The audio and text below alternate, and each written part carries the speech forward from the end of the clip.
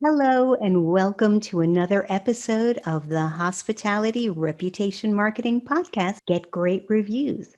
I'm your host, Adele Gutman, and I love to help hoteliers and professionals of all kinds use hospitality to inspire great experiences for their customers, their patients, their members, and of course, their guests. Guest satisfaction is a leading indicator of the other KPIs of your business: revenue, profits. Of course, in the hospitality industry, we have many of our own acronyms like ADR for average daily rate, or RevPAR, or GoPAR. So, the reason I wanted to speak with you today was to discuss a KPI that a lot of people are not paying quite as much attention to as they really should.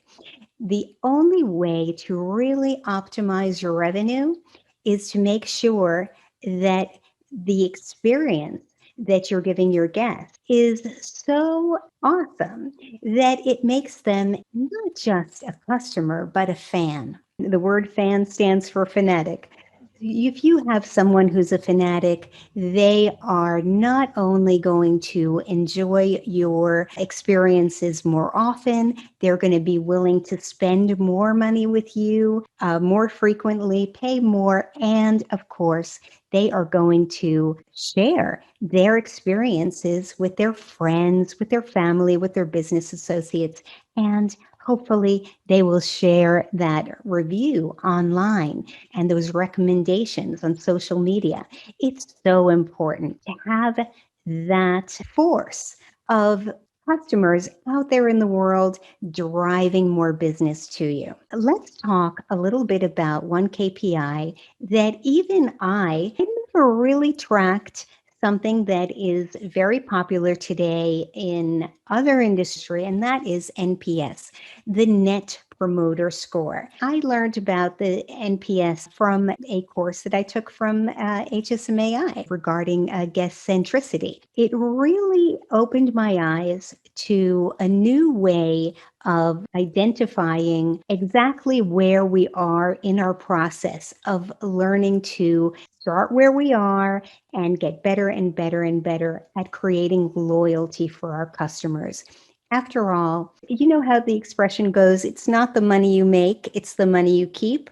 Well, in this case, for hospitality marketers like ourselves, we spend a lot of money and a lot of time and a lot of effort working as a team trying to attract new business. But if we're not keeping those people as loyal customers, and if a lot of them are leaving, not only not as loyal customers, but as people who are actually detracting from our future revenue by saying what they didn't like about the hotel, well, of course, there's no way that we can really optimize our revenue under those circumstances. We always have to be working towards keeping more of our guests, filling up those gaps along the way that are giving us that leaky bucket, and letting all our business that we're attracting be new business growth instead of just replacing business that we lost. So I had always looked at guest customer satisfaction scores. And the way I looked at it was,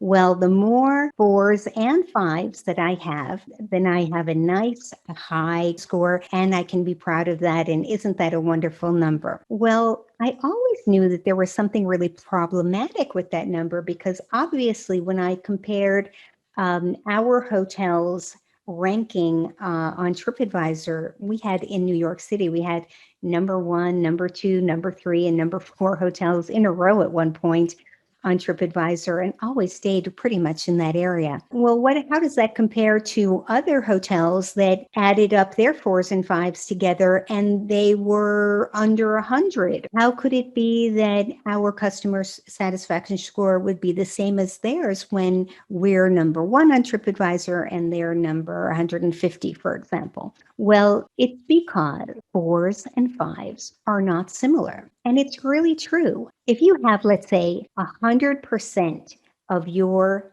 guests are giving you a 4-star review, that's nobody's giving you, or very few people are giving you a 5-star review, that means you have people who think that your service is fine. If they just think it's fine and they got what they paid for, when a new hotel opens up around the corner or somebody comes up with a special offer and a great deal, they're going to try out that other hotel because everybody is looking to be treated like a VIP. Everybody wants that wow experience. They want something special that they can take home with them and share their story about what a beautiful experience they have. Even if you're staying at a economy hotel, a 1-star, 2-star hotel, even if you're getting a cup of coffee or a hot dog, you want that hot dog to be delicious. You want it to be hot. You want everything to be fresh and flavorful. Everybody wants a great experience. Nobody wants fine. So you don't have loyal guests when you're having 4s. But if you have 100% of your guests giving you 5-star reviews, that would be amazing, wouldn't it? I mean, that is still a dream world, but we can always work towards that dream and celebrate all the milestones along the way. So I read this in the Harvard Business Review. Xerox years ago did a study. They had been doing the adding the 4s and 5s together for years. But then at some point, they decided to look who's really giving them the repeat business.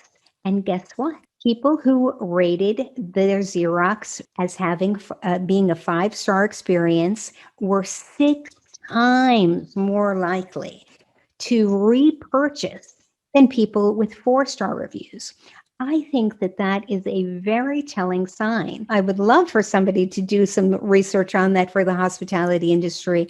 I'm sure that it would also be extremely high difference between the people coming back for 5 stars or the ones coming back for 4 stars.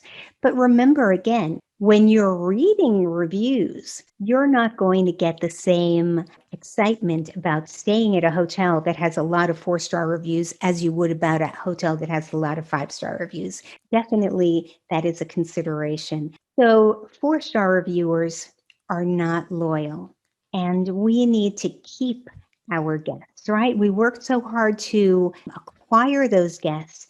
We spend so much money. The cost of acquisition for a new guest is much higher than retaining and maintaining a great relationship with a happy customer.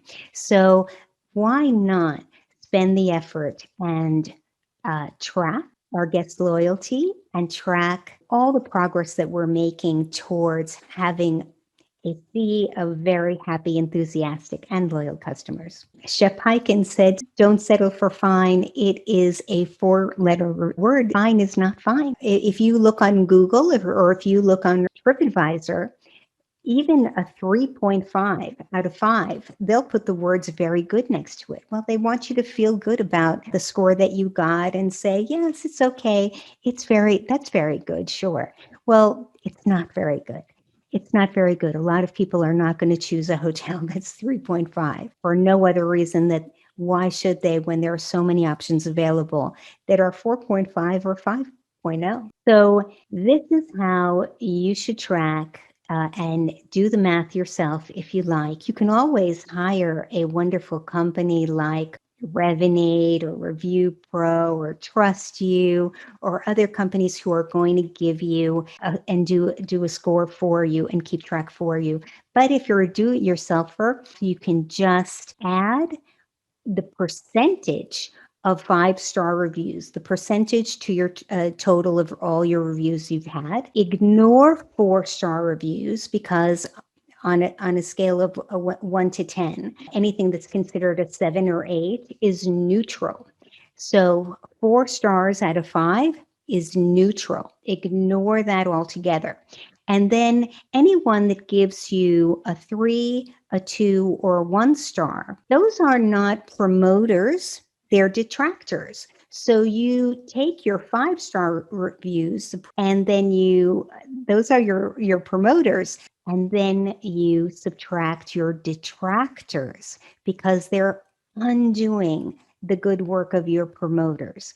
So that is how you're going to get your net promoter score. Believe me, this can be very, very eye-opening.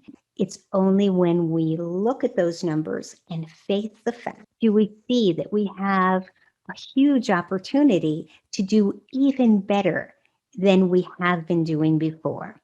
So track your NPS and your customer satisfaction score as well, and put it on your P&L because it's just as important or more than any of the other financial numbers that you're tracking. And remember, the Net Promoter Score and the customer service or satisfaction score, those are leading indicators. If you do well in this, the average rate will grow, the occupancy will grow. Over time, it will build and build as your loyalty builds. And NPS is an indicator of loyalty. So make it a challenge for your team.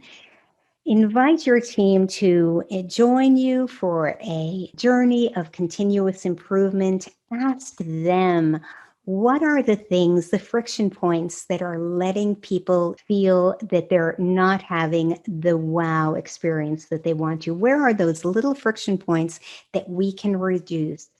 And ask them, what are the things that people really love? And how can we double up on those? Make it a great challenge for your team. I'm sure that if you celebrate every step along the way towards your goal of 100% guest satisfaction, you're going to see not only is your guest satisfaction going to rise, but the employee satisfaction is going to rise too, because it's so much more enjoyable to work at a place that's always thinking of new ways to make things better rather than dealing with the same problems again and again. Nobody wants that.